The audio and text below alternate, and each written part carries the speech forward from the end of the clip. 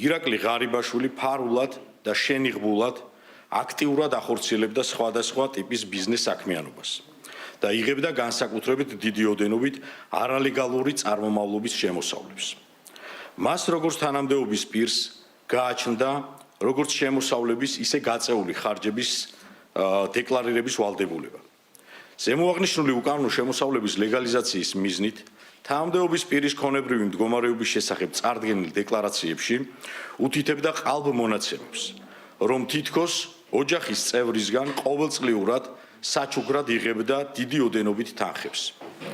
აღნიშნული გზით წარმომავლობა ხელოვნურად შეექმნა მის მიერ კერძო ბიზნესში არალეგალურად მონაწილეობის შედეგად მიღებულ განსაკუთრებით დიდი ოდენობით თანხის ნაწილს 830,000 ლარს, რაც მოექცა ლეგალურ ბრუნვაში.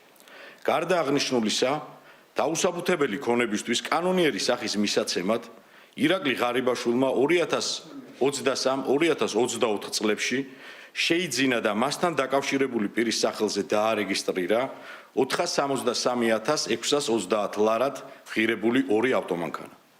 ასევე ოჯახის წევრის მეშვეობით 210,000 ლარად შეიძინა ერთ-ერთი კომპანიის 100%-იანი წილი, რომელსაც გააჩნდა უძრავი ქონება. პარალელურად მისი ოჯახის წევრის სახელზე რეგისტრირებულ შპს-ში ინვესტირებული იქნა ჯამში 3,670,172 ლარი. ამავდროულად დაუსაბუთებელი თანხის ძირითადი ნაწილი მისი ნამდვილი ბუნებისა და წარმოშობის წყაროს შენიღბის მიზნით დააკონვერტირა უცხოურ ვალუტაში, რის შედეგადაც მიღებული 6,500,000 ამერიკული დოლარი აღმოჩენილი და ამოღებული იქნა 2025 წლის 17 ოქტომბერს ირაკლი ღარიბაშვილის სახლის ჩხრეკის შედეგად.